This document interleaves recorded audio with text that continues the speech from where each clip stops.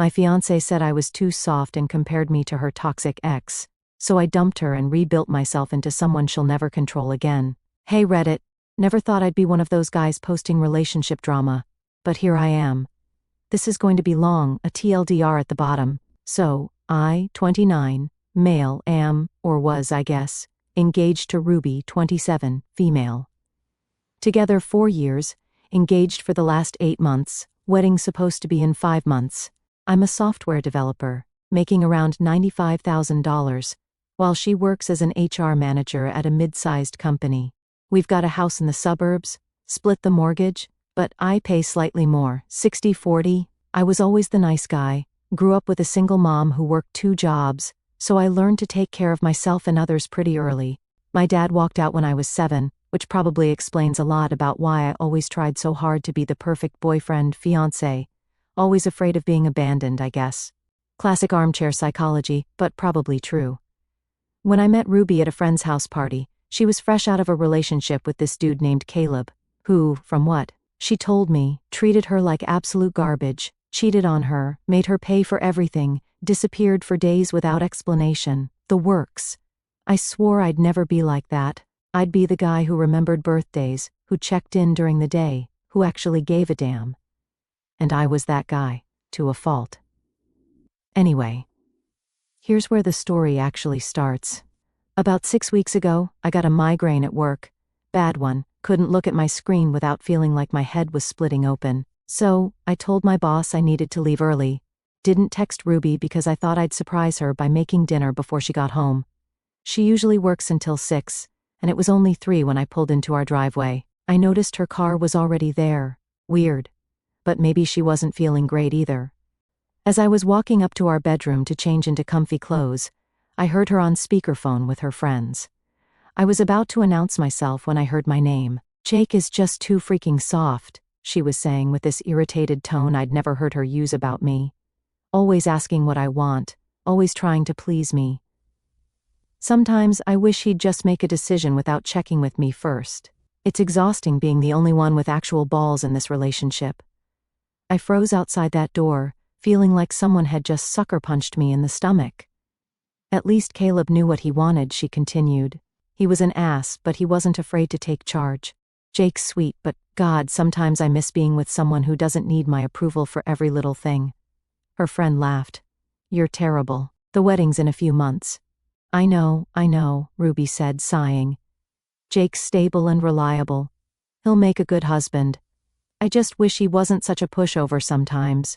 I backed away from the door, feeling like I couldn't breathe, made it to the garage where I keep my tools, and just sat there on my workbench, trying to process what I'd heard. 4 years together, and this is what she really thought of me. Too soft. The same freaking quality she claimed was why she fell for me when we started dating that night at dinner. I watched her with new eyes.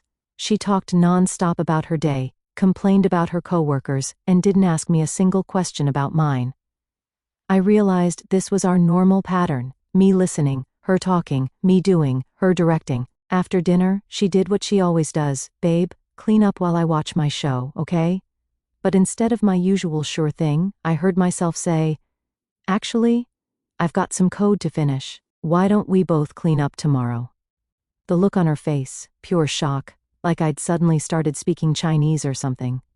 She didn't argue though, just gave me this weird look and went to watch her show.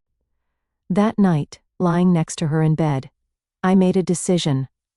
I wasn't going to confront her about what I heard, not yet. First, I was going to find out if I really was the pushover she thought I was, or if she'd just gotten too comfortable with me catering to her every whim. Next morning, instead of making her coffee and breakfast like I did every day, I only made enough for myself. When she came downstairs in her work clothes, she actually stopped and stared at me like she was seeing a ghost. "Where's mine?" she asked, not even trying to hide her confusion. "Wasn't sure when you'd be down," I said, continuing to eat my eggs. "Everything's there if you want to make some." She looked at me like I'd just suggested she should build a rocket ship. In 4 years, I don't think she'd made herself breakfast more than a handful of times. "Are you serious right now?" "Completely." I finished my coffee, rinsed the mug, and grabbed my laptop bag. "I'm heading out early today. Got a meeting with the project lead. Probably be late tonight, too. The guys want to grab beers after work, don't wait up. As I walked out, I caught her reflection in the hall mirror. She looked stunned, mouth literally hanging open. For the first time in our relationship, I felt a rush of power, not over her, but over myself. The next week was eye-opening as hell. With my new perspective, I started noticing patterns that had been invisible to me before. How she'd text me during work hours with household tasks she could easily handle herself. Can you pick up my dry cleaning? We need milk. Can you stop on your way home? How she'd make plans for both of us without checking if I had anything scheduled. How my opinions on everything from what to watch to where to vacation were always overruled for her preferences. How she'd roll her eyes at my ideas in front of her friends, then look at them like, see what I have to deal with. I started keeping a mental tally of how many times she asked about my day versus how often I asked about hers. In a typical week, I asked her 15 to 20 times. She asked me exactly twice, and both times she interrupted my answer to talk about herself. 10 days after overhearing that conversation, we got invited to a dinner party at her best friend Ashley's house. The same Ashley who had been on that phone call I agreed to go. Curious to see how Ruby portrayed me in public now that I was paying attention. The evening started exactly as I expected. Ruby immediately jumped into conversation with her friends, while I got stuck with their husbands and boyfriends. Throughout dinner, every time I shared an opinion about anything, politics, sports, even a TV show, she would interrupt me. What Jake means is, or Jake doesn't really know much about that, or that's not how it happened, babe. Before, I would have smiled and let it slide. Not tonight. Each time she interrupted, I just stopped talking mid-sentence and took a sip of my drink, letting an awkward silence hang in the air. By the third time, people at the table definitely noticed. Ashley's husband, Tyler, shot me a look that said, "Finally standing up for yourself, huh?" Ruby started getting flustered when her usual routine wasn't working out. On the drive home, she finally broke the silence. "What was that about tonight? You were acting really weird." "Was I?" I asked, keeping my eyes on the road. "How so?" "You were being, I don't know, cold, distant. Did I do something to piss you off?" It would have been easy to back down, say I was just tired or stressed about work. Instead, I chose honesty. "I didn't like how you kept cutting me off and contradicting me in front of everyone." "I don't do that," she said defensively. "You did it at least 5 times tonight." I counted. She laughed, that fake laugh she does when she's uncomfortable. "You're being ridiculous. That's just how conversations go in groups." "No," I said firmly. "That's how you've decided our conversations should go. You speak, I listen. You interrupt, I yield." Not anymore. The rest of the drive passed in silence.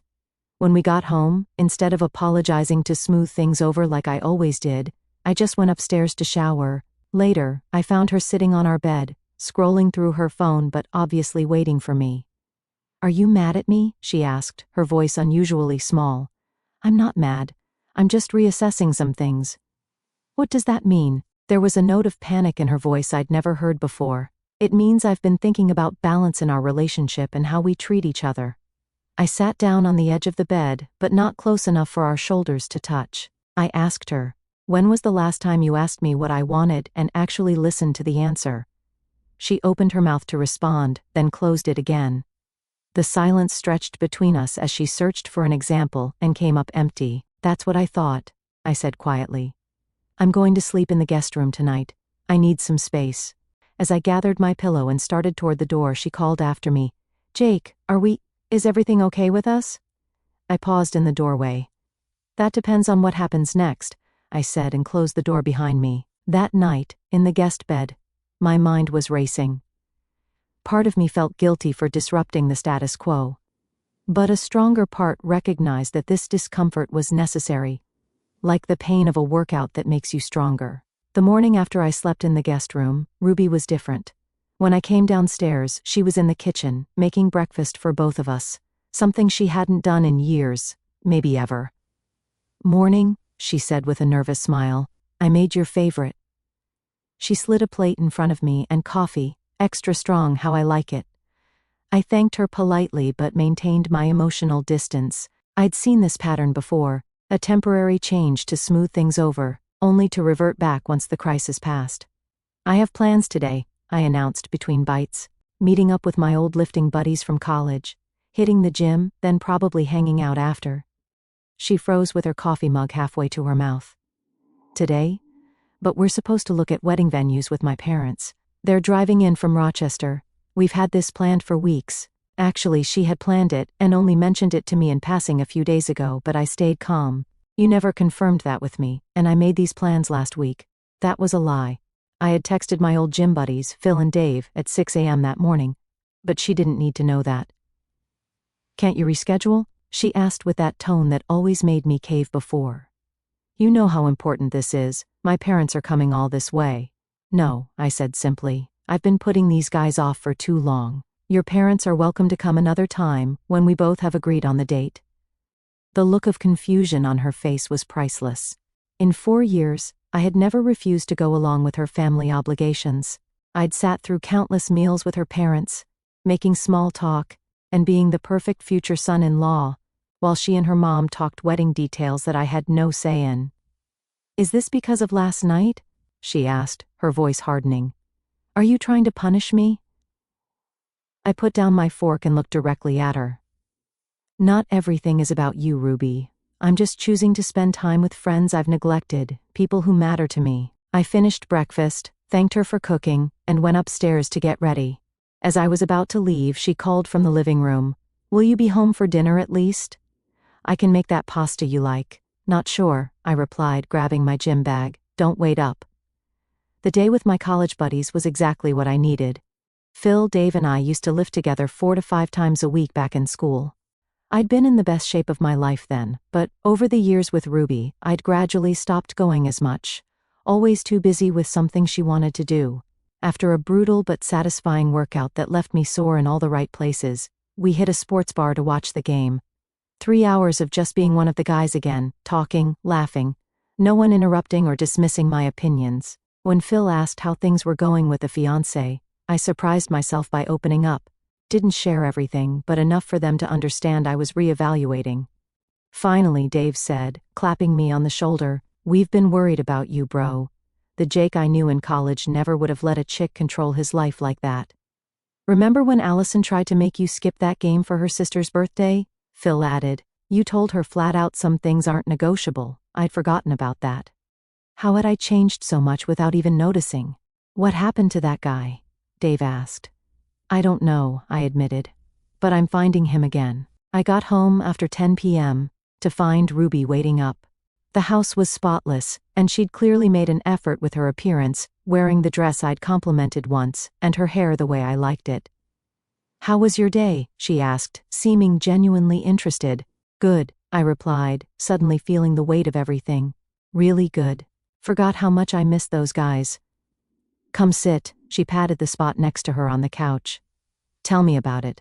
I want to hear." For a moment, I was tempted. This was what I'd wanted, her actual attention and interest. But I recognized it for what it was, a response to me pulling away, not a genuine change. "Maybe tomorrow," I said. "I'm beat. Going to turn in." "Our bed?" she asked hopefully. I shook my head. "Not yet. I still need space to think." Her face fell, but she nodded. As I headed upstairs, she called out, "How long is this going to go on, Jake, this whatever you're doing?" I paused, but didn't turn around. "As long as it takes." "For what?" "For both of us to figure out if what we have is worth saving." That night, my phone lit up with texts from Phil and Dave. They wanted to make our workouts a regular thing, 3 days a week.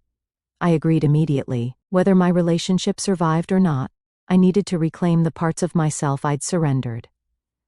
The next 2 weeks brought major changes, not just to my relationship, but to me. I rejoined my old gym, reclaiming 3 evenings a week for myself. The physical exertion cleared my head, and the progress I saw in the mirror was immediate. At 29, I still had the muscle memory from my college days, and with each workout, I could feel myself getting stronger, not just physically but mentally. At work, I finally accepted the team lead position my boss had been pushing me toward for months. I'd been avoiding it because Ruby didn't like the idea of me working longer hours. The project would mean staying late some nights, but also a potential bump to $115,000 if I delivered. When I told Ruby about it over dinner, she frowned. So you'll be working late now? For how long? Probably 3 months, maybe more. It's a big opportunity. And you didn't think to discuss this with me first? There was an edge to her voice I recognized, the beginning of a guilt trip that had always worked before. No, I replied calmly, continuing to eat. It's my career. I made the decision that's right for me. Her fork clattered against her plate. That's not how relationships work, Jake. We're supposed to make decisions together, especially with the wedding coming up. I looked up at her, feeling strangely calm despite her obvious anger. Is that so? Like when you decided to switch departments last year and took that management position with longer hours? Or when you committed us to that $35,000 wedding venue, without even showing me the place first? Did you consult me then, or did you just decide? She opened her mouth, then closed it again, recognizing the truth in my words. This isn't about the job, I continued. This is about the fact that I'm no longer asking permission to live my life. That's what's bothering you. That's not fair, she protested. But her voice lacked conviction. It's perfectly fair. For years I've supported every decision you've made, rearranged my life to accommodate your needs, and never complained. Now that I'm doing the same, it's suddenly a problem. She pushed her plate away, appetite apparently gone. You've changed, she said quietly. I don't even recognize you anymore. You're right, I agreed. I have changed. I've remembered who I was before I started shrinking myself to avoid upsetting you. The question is whether you can accept this version of me, or if you only wanted the doormat. The word hung between us, doormat, a harsh description but not inaccurate. I had been one, and worse, I had allowed it to happen. She left the table without another word, and I heard our bedroom door slam moments later. I finished my dinner alone, cleaned up, and settled in the living room with a book on leadership I'd been wanting to read for months. An hour later, I heard her come downstairs. She stood in the doorway, watching me for a moment before speaking. I don't think you're being fair, she said. You're acting like I've been some kind of monster, but that's not true. We were happy, at least I thought we were. I marked my page and set the book aside. Were we? Or was I just making sure you were happy at the expense of my own needs? If you were unhappy, why didn't you say something? It was a fair question, and one I'd asked myself repeatedly, because I didn't realize how unbalanced things had become. I thought self-sacrifice was what love looked like. I was wrong. She moved into the room and sat across from me, her expression troubled. So where does this leave us? The wedding's in a few months. Are you thinking about calling it off? The directness of her question caught me off guard. Was I? The possibility had definitely crossed my mind, especially right after hearing her words about me being too soft, but now? I'm not making any decisions right now. I'm giving us both space to figure out if we can build something better than what we had. And if we can't, then maybe we shouldn't be getting married, I answered. She nodded slowly, absorbing this. For maybe the first time in our relationship, I saw genuine fear in her eyes. Not the manufactured emotion she sometimes used to get her way, but real fear of losing me. I don't want to lose you, she said, her voice barely above a whisper. Tell me how to fix this. It's not that simple, Ruby, I replied. This isn't something you can just fix with one conversation or by making my favorite dinner. This is about fundamental respect. Later that night, as I got ready for bed in the guest room, my phone pinged with a notification. It was an email confirmation for a reservation at my favorite steakhouse, the expensive one she always complained about. A text followed moments later. No pressure, just dinner tomorrow night. I'd like to get to know this new version of you.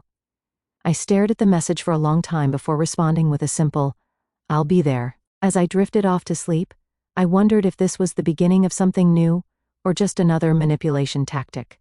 Either way, I was done being the guy who always folded. Whatever came next, I'd face it on my terms. The dinner reservation turned out to be more significant than I expected. She'd chosen a private booth in the corner, away from the main dining area. When I arrived, she was already there, wearing a green dress I'd once mentioned liking and her hair down, the way I preferred. Thank you for coming, she said as I sat down. There was a nervousness to her I hadn't seen since our early dating days. The conversation started awkwardly. We'd lived together for years but suddenly felt like strangers. She asked about my new project at work, actually listening to my response without interrupting or turning the conversation back to herself. After our steaks arrived, she took a deep breath and set down her fork. "I've been doing a lot of thinking this past week," she said, "about us, about how I've been treating you." I nodded but stayed quiet, giving her space to continue. "I didn't realize how much I was taking you for granted," she continued, "how I expected everything from you without giving the same in return." "What exactly are you sorry for?" I asked. I wasn't going to let her off with vague apologies. She seemed surprised by the directness of my question. For treating you like your needs don't matter, for making decisions without consulting you, for interrupting you and dismissing your opinions." She looked down at her plate. "For comparing you to Caleb." So she remembered that part of the conversation too. "Why did you do that?" I asked. "Compare me to your ex who treated you like shit." She flinched at my bluntness. "I don't know. That's not true, I do know, and it's messed up." She met my eyes. "Sometimes, when things get too comfortable, too secure, I get scared." Caleb was exciting because he was unpredictable, dangerous even. I never knew where I stood with him, and part of me was addicted to that uncertainty. "So you're saying you miss being treated like garbage?" I couldn't keep the edge from my voice. "No, God, no," she shook her head vehemently. "What I'm trying to say, badly, is that I took your stability and kindness for granted. I mistook your consideration for weakness because that's the toxic mindset I developed with Caleb. In his world, being considerate meant being weak. I considered her words, searching for sincerity or manipulation. The thing is, Ruby, hearing you say those things, that I was too soft, that you wished I had more backbone like Caleb, it made me realize something. I have been soft, not in the way you meant, but in how I've let you walk all over me." Her eyes widened. You heard that whole conversation?" "Every word," I said evenly. "I came home early with a migraine that day, heard you on speakerphone with Ashley." The color drained from her face. "Jake, I'm so sorry. I didn't mean—" "I think you did mean it," I cut her off. "Maybe not the comparison to Caleb specifically, but the rest?" That was the unfiltered truth, the kind that only comes out when people think no one's listening. Tears filled her eyes. "It wasn't the whole truth. I was frustrated and venting to my friends like an idiot instead of talking to you." "What was the real issue then?" I challenged. "If it wasn't my supposed softness?" She wiped her eyes, taking a moment to compose herself. "I think I've been testing you," she admitted quietly, pushing to see how much you'd take, how far you'd bend. "And when you never pushed back, I lost respect for you, which is completely messed up, I know." She shook her head. "Caleb conditioned me to equate love with struggle. When things were easy with you, part of me didn't know how to process it." Her answer surprised me. Of all the explanations I had considered, this psychological one hadn't been on my radar. But it made a twisted kind of sense. "So what happens now?" I asked. "That's up to you," she said. "I just want a chance to make things right, to be the kind of partner you deserve, to unlearn these toxic patterns. And if I'm not the soft man anymore, if I continue to put myself first sometimes, to have my own life and interests, if I push back when you cross lines, can you handle that version of me?" "I can more than handle it," she said, reaching for my hand across the table. "I respect it. I need it. We both do, if we're going to have any chance." I looked at her outstretched hand but didn't take it. "We have a lot more to talk about," I said, "a lot to work through." She nodded slowly, withdrawing her hand. "I know. And if you decide the wedding needs to be postponed or even canceled, I'll understand. I just hope you'll give us a chance to rebuild." As we finished our meal, the air between us felt clearer, though nowhere near resolved. We weren't fixed, far from it, but at least the pretense was gone. 2 more weeks passed. Ruby and I existed in a kind of holding pattern, civil, occasionally even warm with each other, but the engagement hung like a question mark between us. She'd stopped pushing for wedding planning, telling her mother we were reevaluating dates without giving details. I continued my transformation. My body was changing rapidly with the consistent gym schedule. Broader shoulders, tighter waist, the V-shape returning to my torso. Phil commented that I looked more like my college self every week. At work, the team lead position was challenging but rewarding. I was making decisions confidently, delegating effectively, and earning respect from colleagues who had previously seen me as just another coder. I'd also reconnected with other friends I'd neglected, started playing basketball again on Saturdays, and even signed up for a coding competition I'd always wanted to try.